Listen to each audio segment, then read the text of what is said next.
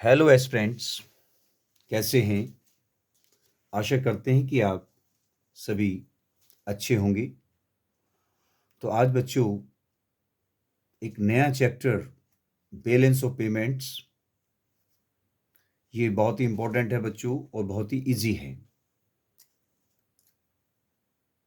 तो बच्चों balance of payment जिसे शॉर्ट में कहते हैं BOP, अर्थात बैलेंस ऑफ पेमेंट। तो ये बच्चों क्या है? BOP, the balance of payment is a summary statement, accounting statement है, in which all the economic transactions, जितनी भी इकोनॉमिक ट्रांजैक्शंस हो रही हैं between one country and rest of the world are recorded during a particular period of time, usually 1 year, अर्थात 1 अप्रैल से 31 मार्च तक जितनी भी इकोनॉमिक ट्रांजैक्शंस हो रही हैं वो सारी रिकॉर्ड की जाती हैं बच्चों BOP अकाउंट में।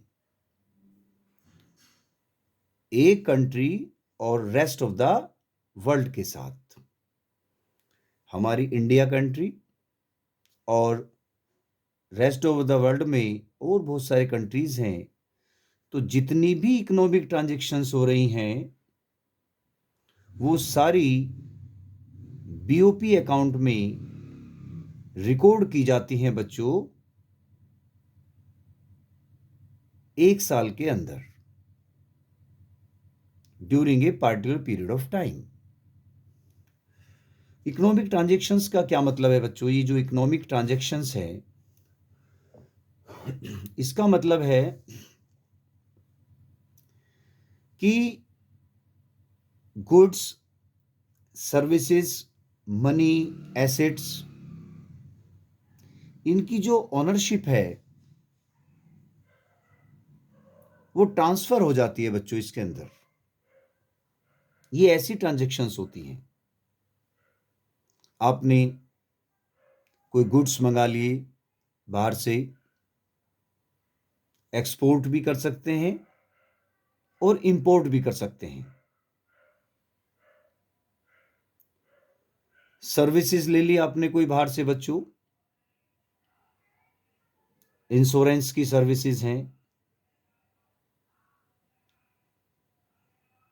बैंकिंग सर्विसेज की बात करें वो आपने सर्विसेज ली, या आपने कोई इन्वेस्टमेंट किया बाहर,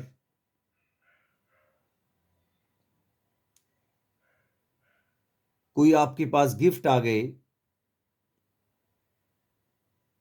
तो ये क्या है बच्चों? इकोनॉमिक ट्रांजैक्शंस है।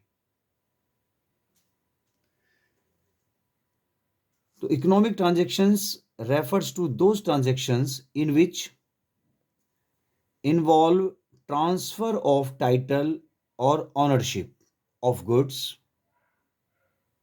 इसके अंदर जो इन्वॉल्वमेंट होती है ये ऐसी ट्रांजैक्शंस हैं जिसके अंदर जो टाइटल या ऑनरशिप ऑफ गुड्स की, सर्विसेज की, मनी की, एसेट्स की, ये ट्रांसफर इसके अंदर इन्वॉल्व होते हैं। ऑनरशिप बदल गई, आज आपके पास सामान है, जब आपने इसको सोल्ड आउट कर दिया तो अब दूसरे का वो सामान हो जाता है। ओनरशिप चेंज हो गई, ट्रांसफर हो गई है। इकोनॉमिक ट्रांजैक्शंस जो हैं उसके अंदर क्या क्या आइटम्स इंक्लूड होते हैं BOP में, बैलेंस ऑफ पेमेंट में? Visible items, invisible items, investment income, unilateral transfers और कैपिटल ट्रांसफर्स। ये आइटम्स हैं जो BOP में इंक्लूड किए जाते हैं बैलेंस ऑफ पेमेंट में। तो विजिबल आइटम्स क्या होते हैं बच्चों? नाम से क्लियर है, ये विजिबल हैं, इनको आप देख सकते हैं। ये ऐसे गुड्स हैं, टच कर सकते हैं और उनको मेजर किया जा सकता है। तो visible items all type of physical goods या merchandise that can be seen, जिनको देख सकते हैं, टच कर सकते हैं, उसको मेजर किया जा सकता है। कि जब गुड्स का एक्सपोर्ट और इंपोर्ट होता है बच्चों, केवल गुड्स की बात की जा रही है, तो वो है आपके विजिबल आइटम्स। जैसे आपने बाहर से जैकेट मंगा ली बच्चों, तो आप उसको देख सकते हैं, टच भी कर सकते हैं, उसको मेजर भी कर सकते हैं, उसको माप सकते हैं कि इसकी वैल्यू कितने की है। तो ये क्या है बच्चों? Visible items. विजिबल आइटम्स में जितने भी फिजिकल गुड्स हैं या मर्चेंटाइज की बात करें, जिनको हम देख सकते हैं, टच कर सकते हैं, मेजर कर सकते हैं, वो है आपके विजिबल आइटम्स। उनको हम क्या करते हैं? बीओपी में इंक्लूड करते हैं, अर्थात उनकी एंट्री की जाती है बीओपी अकाउंट में कि एक्सपोर्ट हुए गुड्स या इंपोर्ट किए गए, वो सारी एंट्री आपकी बीओपी में दर्ज की जाती है, बैलेंस ऑफ पेमेंट अकाउंट में।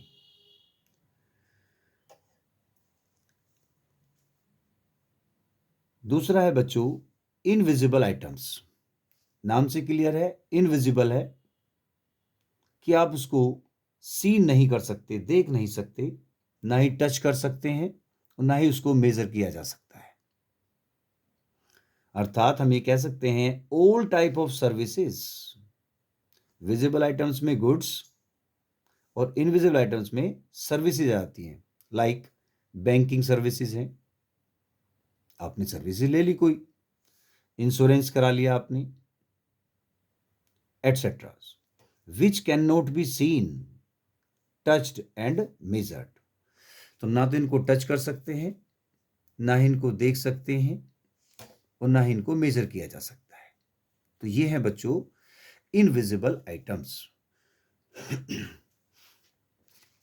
और ये जो ये ट्रांजैक्शंस हो रही हैं,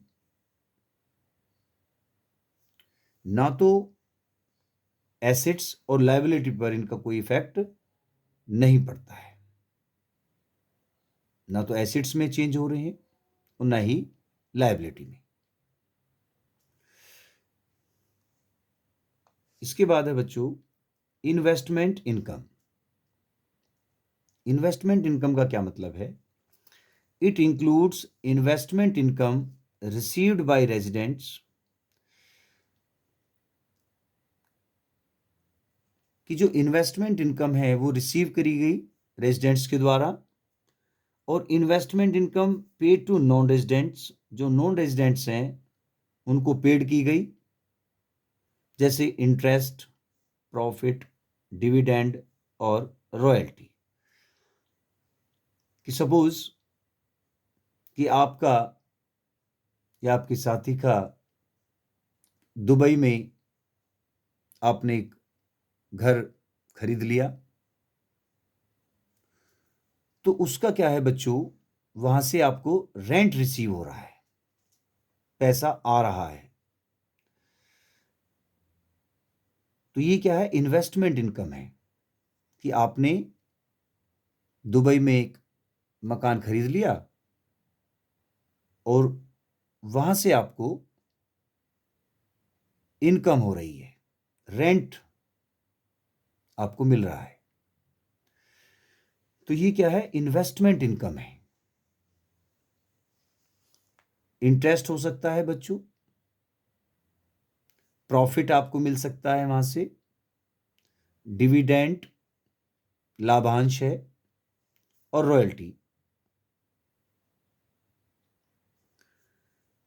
ये है आपका रिसीव किया आपने, इनकम रिसीव करी।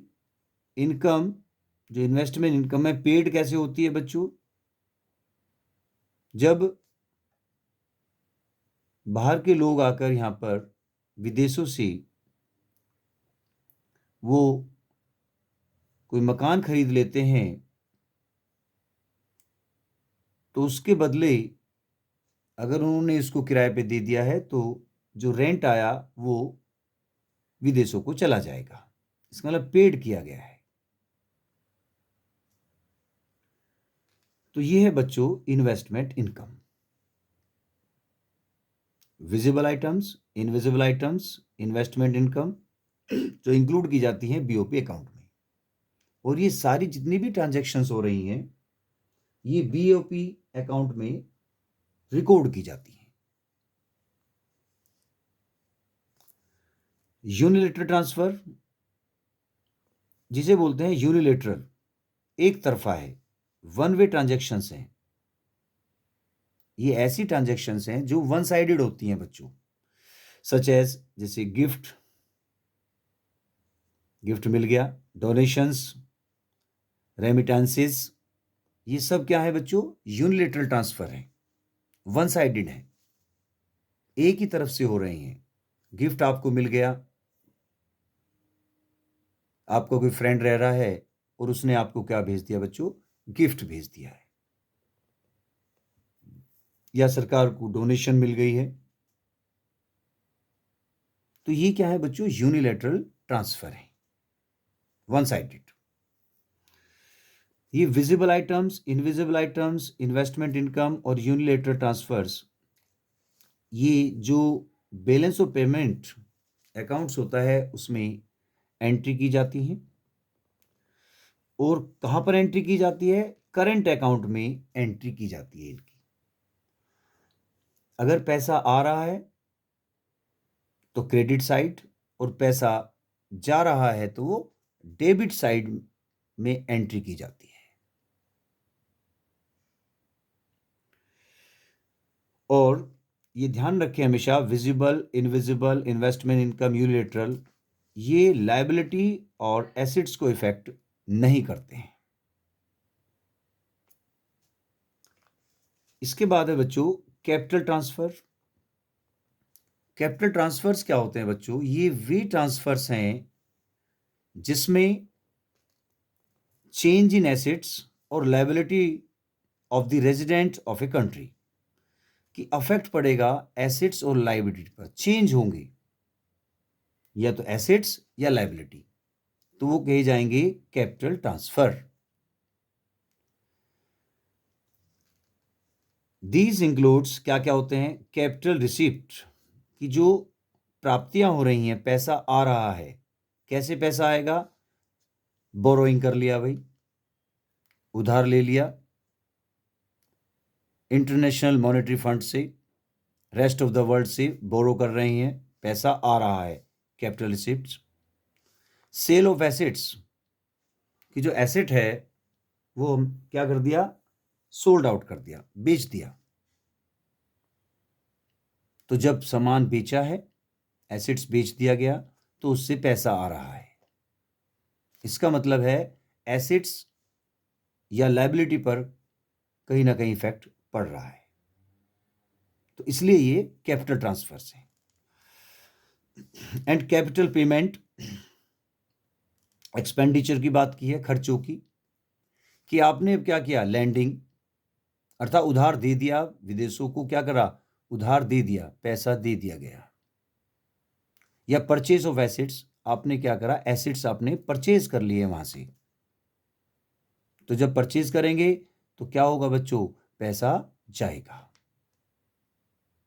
अब एसेट्स आपने खरीदे हैं तो एसेट्स आपकी क्रिएट हो रही हैं, इसका मतलब है कि अफेक्ट हो रहा है एसेट्स और लायबिलिटी।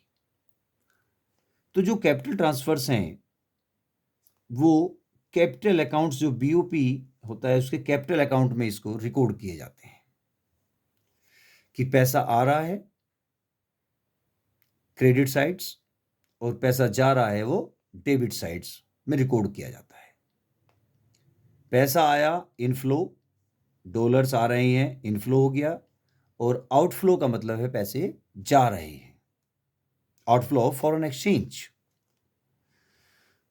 तो बीओपी जो अकाउंट्स हैं उसमें इंक्लूड्स होते हैं जो आइटम्स हैं, visible items, invisible items, investment income, unilateral transfers, capital transfers.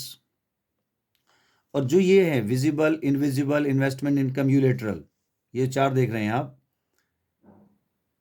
ये करंट अकाउंट में रिकॉर्ड किए जाते हैं। और जो कैपिटल ट्रांसफर है, नाम से ले रहा है कैपिटल, तो वो कैपिटल अकाउंट में रिकॉर्ड किए जाते हैं। जितनी भी सारी एंट्रीज, जितनी भी इकोनॉमिक ट्रांजैक्शंस हो रही हैं, वो सारी बीओपी अकाउंट्स में रिकॉर्ड की जाती हैं।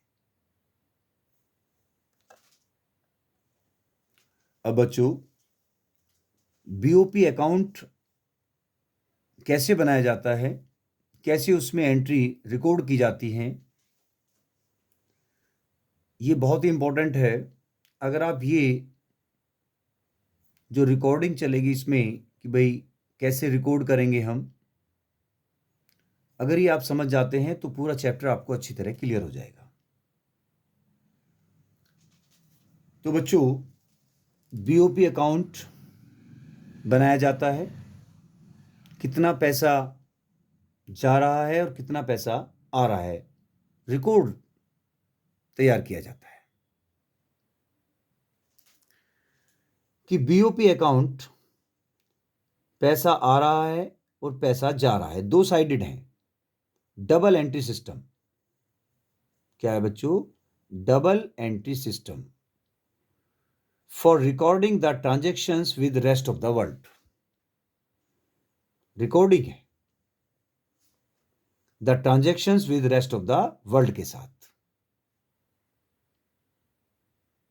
बीओपी अकाउंट्स में। जो बीओपी अकाउंट्स है, इसकी जो एंट्री है रिकॉर्ड की जाती है, वो at a point of time तो नहीं है, over a period of time है, इसलिए ये फ्लो कॉन्सेप्ट है। बीओपी अकाउंट्स क्या है बच्चों? एक फ्लो कॉन्सेप्ट है। 2 साइड होती हैं बच्चों, डबल एंट्री सिस्टम है। क्रेडिट आइटम्स इधर रिकॉर्ड किए जाएंगे लेफ्ट में, और राइट में होंगे डेबिट आइटम्स। कि फॉरेन एक्सचेंज जो है, जो फॉरेन करेंसी है, उसका inflow of the foreign exchange और outflow of the foreign exchange. तो इस प्रकार से एंट्री की जाती है बच्चों, क्रेडिट आइटम में लेफ्ट साइड में और डेबिट आइटम्स की राइट साइड में। अगर पैसा आ रहा है क्रेडिट साइड और पैसा जा रहा है तो डेबिट साइड में एंट्री की जाएंगी।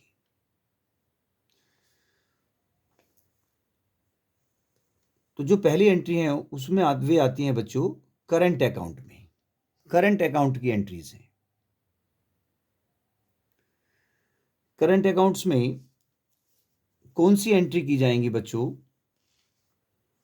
कि एक्सपोर्ट्स ऑफ गुड्स, गुड्स का एक्सपोर्ट कर दिया गया,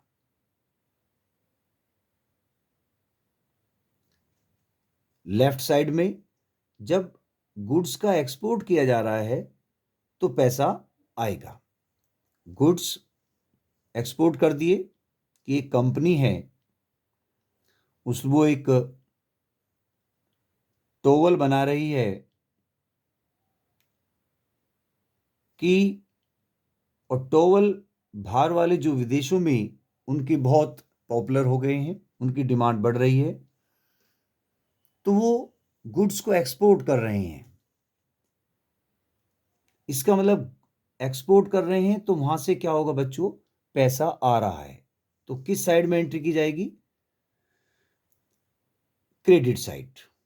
तो सपोज हम मान रहे हैं 100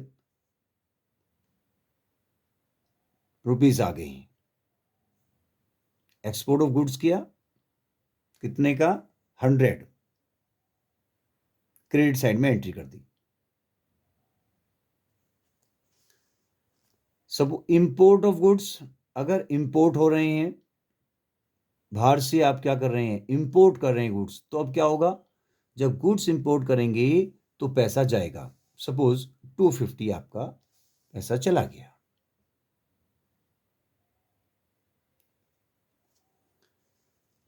एक्सपोर्ट हो गया क्रेडिट साइड्स, इंपोर्ट हो गया डेबिट साइड। चूंकि पैसा आया क्रेडिट साइड और पैसा चला गया इंडिया से बाहर तो वो हो गया आपका डेबिट साइड। ये इस तरह का अकाउंट बनाया जाता है। अगर पैसा आया तो क्रेडिट साइड में और पैसा अगर जा रहा है तो वो आपका डेबिट साइड में एंट्री की जाती है। तो एक्सपोर्ट ऑफ गुड्स की कर दिया, करंट अकाउंट में लिखा गया। एक्सपोर्ट ऑफ सर्विसेज, अगर सर्विसेज हैं उनको एक्सपोर्ट किया जा रहा है तो करंट अकाउंट में क्रेडिट साइड में एंट्री हुई। सर्विसेज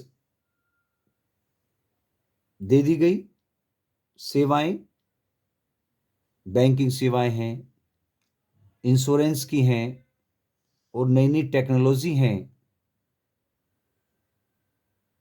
तो अगर उनकी सेवाएं जो हैं एक्सपोर्ट की जा रही हैं विदेशों को तो वहां से पैसा आएगा। तो किस साइड में? Credit side. सपोज ये 200 है और इंपोर्ट किया सर्विसेज का तो पैसा गया, वो 300 है, तो हमने कर दी एंट्री डेबिट साइड में। दो एंट्री होगी, गुड्स की अलग, सर्विसेज की अलग हो गई है। किस अकाउंट में? करंट अकाउंट में हो रहा है एंट्रीज। इन्वेस्टमेंट इनकम रिसीव्ड, कि आपने बाहर विदेश में इन्वेस्ट किया था, वहां से रेंट आ रहा है, आपने कोई मकान ले लिया, इन्वेस्टमेंट किया और वहां से आपको पैसा रिसीव हुआ, तो वो किस साइड में होगा? क्रेडिट साइड, क्योंकि पैसा आ रहा है। इन्वेस्टमेंट इनकम पेड, अब पैसा इंडिया से रेस्ट ऑफ द वर्ल्ड बाहर जा रहा है, क्योंकि यहां पर किसी ने अपनी प्रॉपर्टी ली और उसका रेंट वो पेड किया जा रहा है, तो वो एंट्री होगी आपकी डेबिट साइड में, क्योंकि पैसा गया। यूनिलेटरल ट्रांसफर्स, कि सपोज विदेशों से पैसा आ रहा है, वन साइडेड है, का एंट्री करी 400, जैसे गिफ्ट वगैरह होते हैं, गिफ्ट आते हैं, तो एंट्री कर दी क्रेडिट साइड। और यूनिट ट्रांसफर है, वन साइडेड है, एक तरफा, अगर पेड किया है तो पैसा चला गया तो डेबिट साइड में एंट्री की जाती है। तो बच्चों अगर हम देखें इनको करंट अकाउंट में इन टोटल करते हैं तो वो आ रहा है बच्चों 1000। इस तरह से करंट अकाउंट में एंट्री की जाती है, किसकी? गुड्स, जो विजिबल आइटम्स हैं, इनविजिबल आइटम्स, इन्वेस्टमेंट इनकम और यूनिलैटरल ट्रांसफर, उनकी एंट्री आपने की गई है बीओपी अकाउंट्स में। अगर पैसा आ रहा है तो क्रेडिट साइड और पैसा जा रहा है तो डेबिट साइड में एंट्री कर दी गई। अब ये देखते हैं करंट अकाउंट में टोटल कितना पैसा आया, 1000, और जो पैसा गया विदेशों को 1200, 1200, 1000 आया, 1200 चला गया। इसका मतलब क्या है बच्चों कि पैसा कम आया क्रेडिट साइड में और पैसा ज्यादा चला गया। इसका मतलब क्या हो गया बच्चों? ये करंट अकाउंट क्या हो गया? डेफिसिट हो गया है। अब देख भी रहे हैं कि 1000 है, 1200 है, 200 रुपये ज्यादा हमने क्या कर दिया? पे कर दिया है, चले गए हैं पैसे यहां से, इंडिया से, तो डेफिसिट है। ये सरप्लस भी हो सकता था कि पैसा आया ज्यादा, सपोज 1200, और चला गया कितना? 1000, तो 200 रुपये सरप्लस हो गया है, तो करंट अकाउंट सरप्लस हो गया है। ओके, तो डेफिसिट सरप्लस हो सकता है और बैलेंस भी हो सकता है, अधिकतर ऐसा नहीं होता है। तो बच्चों यहां पर क्या है बच्चों, जो करंट अकाउंट में एंट्री की गई है ये डू नॉट अफेक्ट एसेट्स और लायबिलिटी को अफेक्ट नहीं करेंगे, उन्हें करंट अकाउंट में लिख देंगे।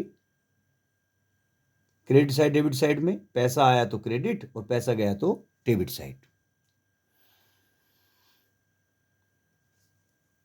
एक्सपोर्ट ऑफ गुड्स, केवल गुड्स का एक्सपोर्ट इंपोर्ट हो रहा है,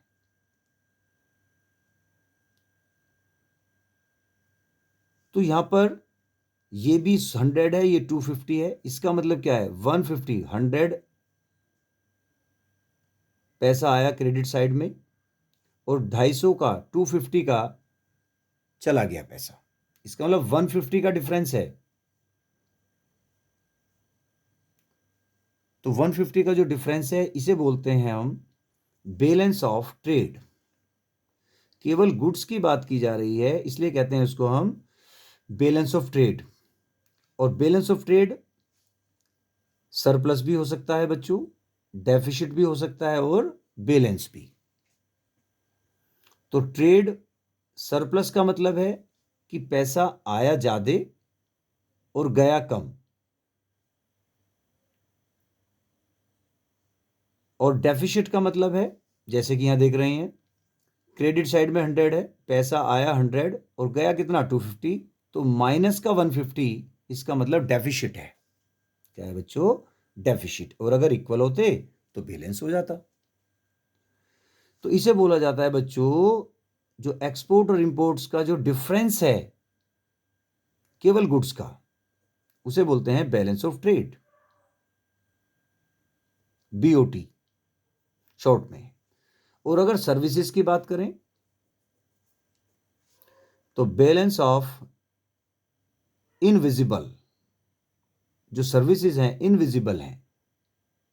यहां पर गुड्स की ट्रेडिंग है, यहां पर जो सर्विसेज हैं अर्थात इनविजिबल, बैलेंस ऑफ इनविजिबल।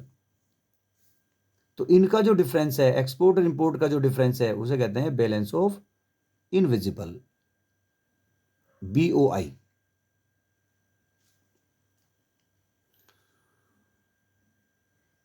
तो बच्चों ये भी आपका सरप्लस हो सकता है, डेफिसिट हो सकता है और बैलेंस भी हो सकता है।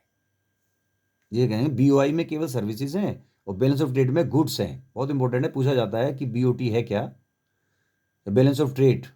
तो डिफरेंस है exports of goods and import of goods, दोनों का डिफरेंस माइनस कर देंगे आप। तो ये है बच्चों करंट अकाउंट की एंट्री। क्या क्या आते हैं, विजिबल, इनविजिबल, इन्वेस्टमेंट इनकम और यूनिलैटरल। करंट अकाउंट में ध्यान रखें। कैपिटल अकाउंट्स में दूसरी एंट्री कैपिटल अकाउंट में की जाती है बच्चों। कैपिटल अकाउंट्स में नाम से क्लियर है, कैपिटल अकाउंट। जैसे यहां पर क्या होगा बच्चों कैपिटल अकाउंट में, कि जो अफेक्ट होगा एसेट्स और लायबिलिटी में अफेक्ट होगा, उनकी एंट्री कैपिटल अकाउंट में की जाएगी।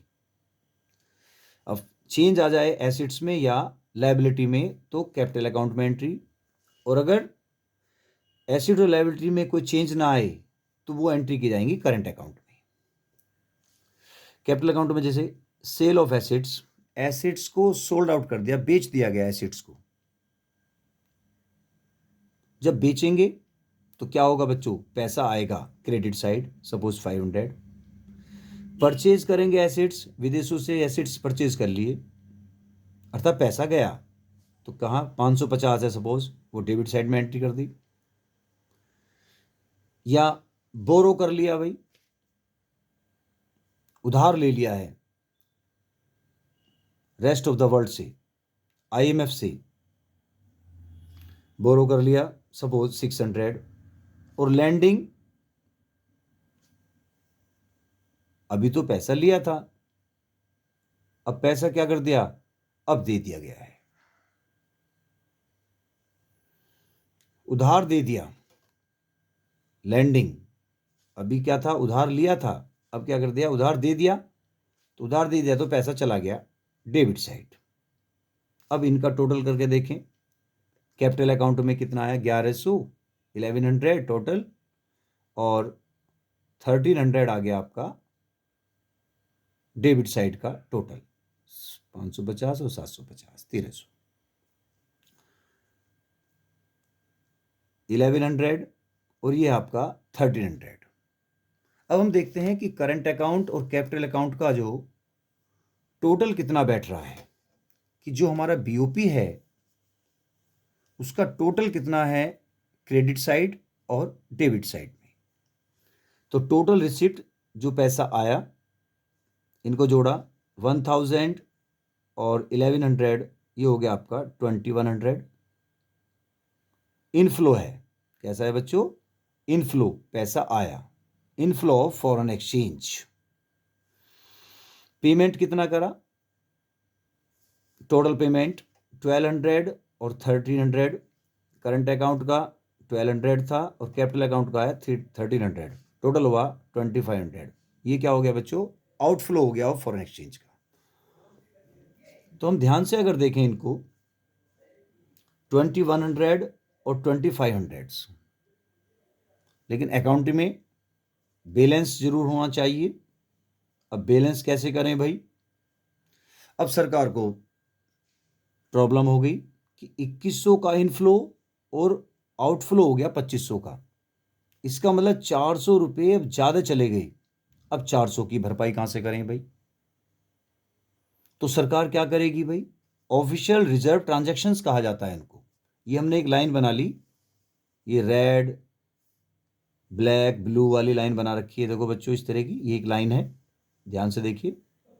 उसके नीचे वाली जो एंट्री है, कैपिटल अकाउंट में ही करूंगा मैं इधर एंट्री, कि अब ये जो पैसा 400 रुपये का जो डिफरेंस आ रहा है, 400 रुपये ज़्यादा चले गए, आए कम, इनफ्लो कम है, आउटफ्लो ज़्यादा है। तो ये 400 रुपये में क्या करूंगा कि भाई आरबीआई से कहूंगा कि भाई मुझे 400 रुपये दीजिए, 400 रुपीज़। अब आरबीआई के पास गए और वहां से उन्होंने डिमांड करी 400 की, या रेस्ट ऑफ द वर्ल्ड से बोरो कर लिया, आईएमएफ है, इंटरनेशनल मॉनेटरी फंड है।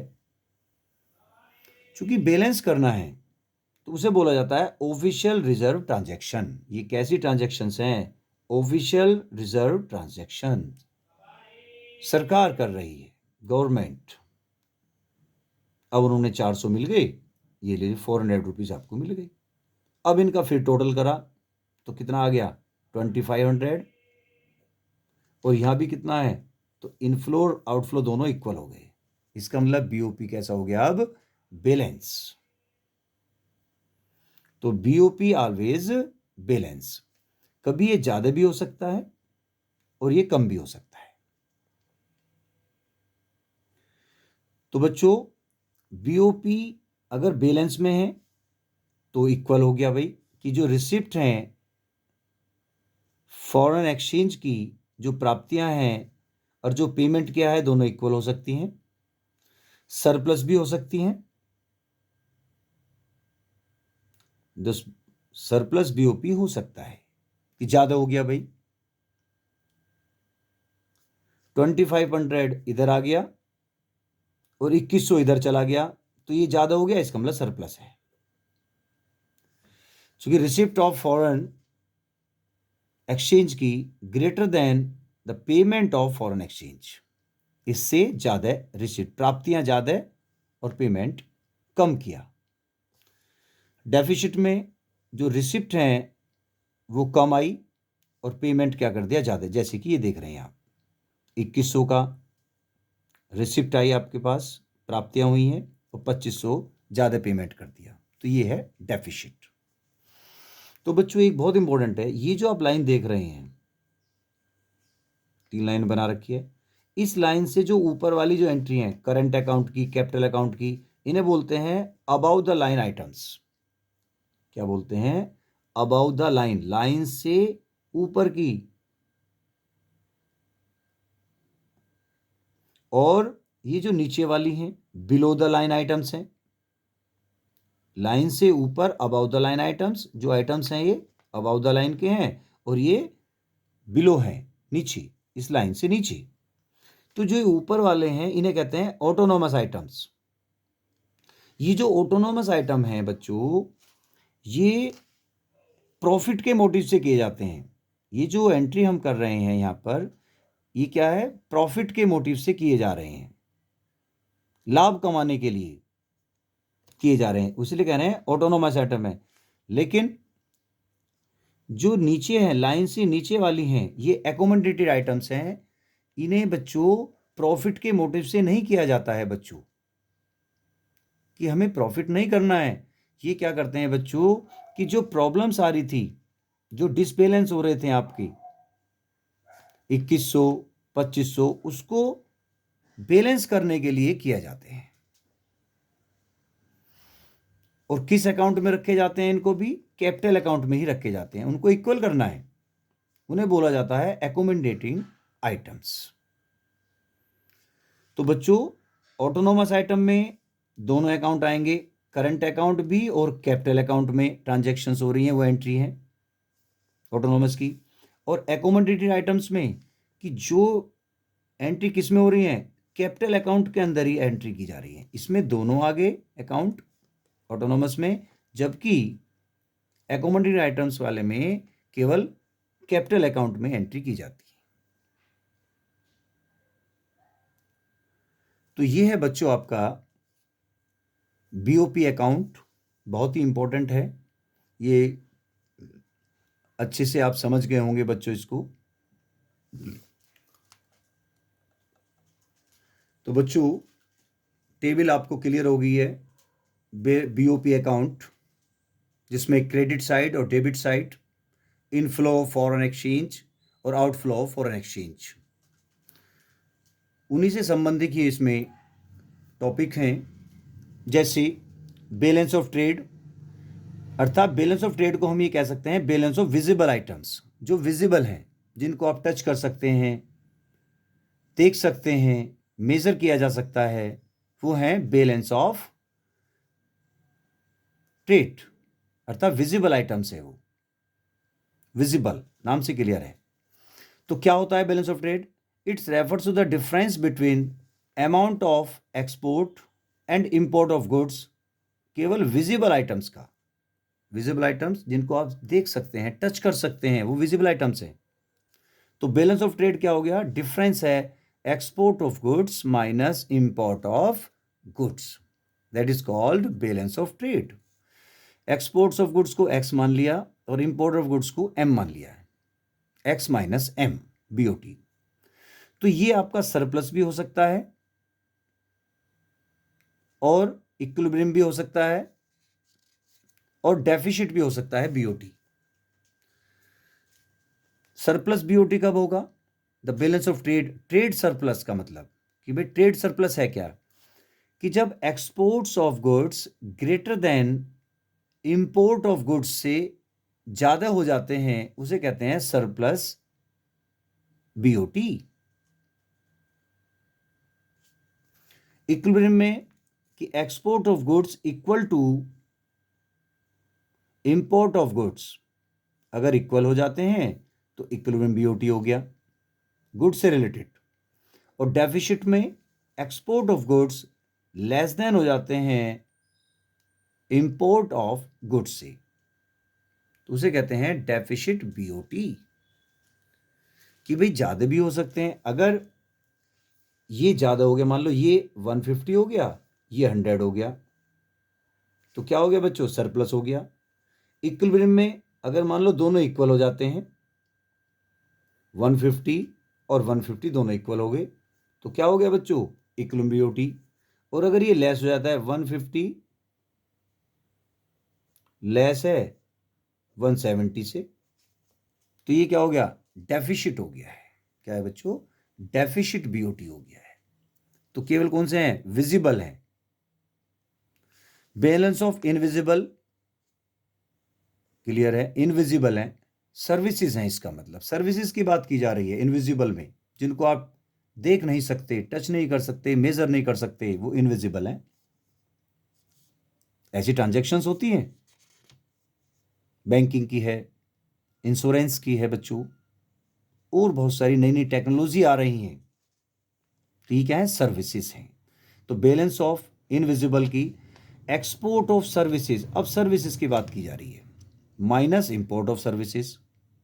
फिर वही कि ये सरप्लस भी हो सकते हैं, BOI, इक्विलिब्रियम भी और डेफिसिट भी। तो अगर ज़्यादा हो जाए, exports of services greater than import of services, तो सरप्लस। इक्वल हो जाए तो इक्विलिब्रियम, और अगर लेस हो जाएंगी तो क्या होंगी, डेफिसिट, BOI। सेम है बिल्कुल। इसके बाद करंट अकाउंट क्या होता है और कंपोनेंट्स क्या हैं करंट अकाउंट के, कि करंट अकाउंट्स में आपको पता होना चाहिए कौन सी एंट्री की जाती हैं, विजिबल, इनविजिबल, इन्वेस्टमेंट इनकम और यूनिलैटरल। तो इन चारों की एंट्री की जाती हैं, तो ये करंट अकाउंट है। अब उसकी क्या कंपोनेंट्स हैं ऑफ करंट अकाउंट के BOP में, जैसे export and import of goods. Export import होता है गुड्स का केवल, अर्थात विजिबल आइटम्स का, जिनको आप देख सकते हैं। Export and import of services, सेवाएं आ गई हैं, वो इनविजिबल आइटम्स हैं। इन्वेस्टमेंट इनकम रिसीव्ड, रेजिडेंट्स ने कितनी इनकम रिसीव करी, और investment income paid to the non residents, कितना पेड किया गया। Unilateral transfer received and unilateral transfer paid, कितना रिसीव करा और कितना आपने पेड किया है। तो ये हैं components of current accounts of BOP। क्या क्या आते हैं करंट अकाउंट्स में, visible items, invisible items, investment income और यूनिलेटरल ट्रांसफर। क्लियर है बच्चों। अब है बच्चों components of capital accounts of BOP। Current accounts में उसके components visible, invisible, investment income, unilateral transfer. अब components of capital accounts of BOP, क्या क्या उसके अंदर कंपोनेंट्स हैं। एक तो प्राइवेट ट्रांजैक्शंस होती हैं बच्चों। प्राइवेट ट्रांजैक्शन का मतलब है कि कोई कंपनी है रिलायंस, वो ट्रांजैक्शन कर रही है और उससे जो अफेक्ट हो रहा है एसेट्स और लायबिलिटी पर, क्या हो रहा है, अफेक्ट हो रहा है, चेंज हो रहा है, तो वो प्राइवेट ट्रांजैक्शंस हैं। कोई रिलायंस कंपनी है, प्राइवेट है कोई, वो ट्रांजैक्शंस हो रही है और उससे अफेक्ट हो रहा है एसेट्स और लायबिलिटी पे बाय इंडिविजुअल बिजनेस। कोई कंपनी है इंडिविजुअल बिजनेस, वो क्या कर रही है, ट्रांजैक्शंस कर रही है और एसेट्स और लायबिलिटी पर अफेक्ट पड़ रहा है, तो वो प्राइवेट ट्रांजैक्शंस कही जाएंगी। किस में आएंगे वो, कैपिटल अकाउंट में। ऑफिशियल ट्रांजैक्शंस की बात करें, अब गवर्नमेंट सरकार की बात करते हैं या एजेंसीज हैं, तो उससे एसेट्स और लायबिलिटी इफेक्ट पड़ रहा है, तो वो ऑफिशियल ट्रांजैक्शंस हैं। Those transactions which affect assets और लायबिलिटी बाय द गवर्नमेंट और इट्स एजेंसीज, कि भाई गवर्नमेंट है, वो ट्रांजैक्शंस चल रही हैं रेस्ट ऑफ द वर्ल्ड के साथ, तो एसेट्स और लायबिलिटी पे इफेक्ट हो रहा है, तो वो कही जाएंगी ऑफिशियल ट्रांजैक्शंस। एक होता है डायरेक्ट इन्वेस्टमेंट और एक होता है पोर्टफोलियो इन्वेस्टमेंट। डायरेक्ट इन्वेस्टमेंट का मतलब है कि डायरेक्टली आप जो हैं उसका फुल कंट्रोल है, और पोर्टफोलियो इन्वेस्टमेंट में आपका कंट्रोल नहीं है। तो फॉरेन डायरेक्ट इन्वेस्टमेंट क्या है बच्चों, या direct investment, its refers to purchase of assets and it gives a direct control of it, कि आपने परचेज किया एसेट्स बाहर से, तो वो डायरेक्ट इन्वेस्टमेंट कहा जाएगा। विदेशी लोग डायरेक्ट आके इंडिया में क्या करते हैं बच्चों, इन्वेस्टमेंट करते हैं, कि लैंड ले ली, बिल्डिंग ले ली, तो वो क्या है, फॉरेन डायरेक्ट इन्वेस्टमेंट है। आपने अगर इन्वेस्टमेंट किया है, परचेज ऑफ एसेट्स किया है और उस पर कंट्रोलिंग आपकी फुल है, जैसे मान लो आप इंडिया में रह रही हैं और आप दुबई में आपने एक हाउस ले लिया है, तो उस पर आपकी फुल कंट्रोल है, आप उसको कुछ भी कर सकते हैं, उसको उसके अंदर आप कुछ भी सामान रखें, उसकी दीवारें हटाएं, उसको तोड़ें, दोबारा बनाएं, कहीं किराए पे दें, वो आपकी फुल कंट्रोल है। तो इसलिए वो क्या है, डायरेक्ट इन्वेस्टमेंट है। क्या है बच्चों, डायरेक्ट इन्वेस्टमेंट, कंट्रोलिंग पावर है इस पे आपकी। परचेज ऑफ लैंड और बिल्डिंग आपने खरीदी है। Portfolio investment, its refers to the purchase of assets such as its does not give any direct control over it. उस पर आपका डायरेक्ट कंट्रोल नहीं है। एसेट्स तो आपने परचेज किया है, परचेज जैसे शेयर ले लिया आपने, परचेज ऑफ शेयर, तो ये क्या है, पोर्टफोलियो इन्वेस्टमेंट है आपका, इसकी कोई कंट्रोलिंग नहीं है। अप डाउन हो रहा है शेयर में, तो ये क्या है, पोर्टफोलियो इन्वेस्टमेंट है।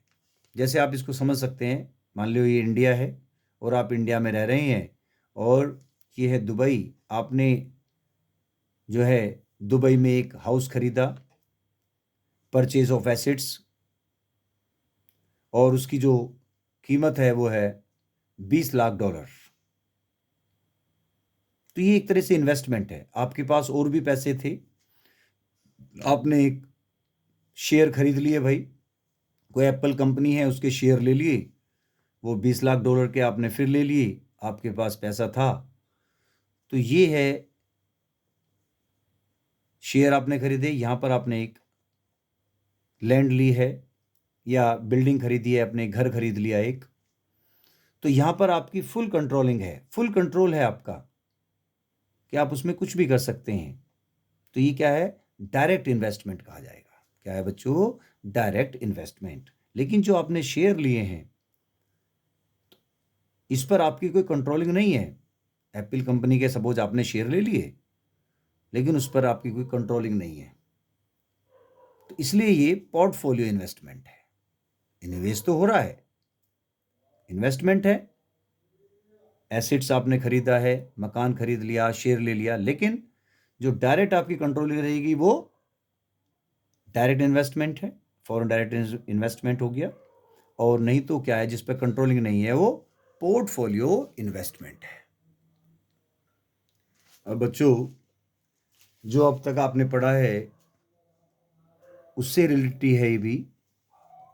जैसा कि हमने बैलेंस ऑफ पेमेंट अकाउंट्स में आपको बताया था, ऑटोनोमस आइटम्स, एकोमोडेटेड आइटम्स, तो उनमें बहुत डिफरेंस है। बहुत ही इंपॉर्टेंट है बच्चों, मोस्ट इंपॉर्टेंट, और बहुत ही इजी है। अगर आपको जो बीओपी अकाउंट्स है उसका अकाउंट अगर क्लियर हो गया है तो ये आपको बहुत ही इजी लगेगा।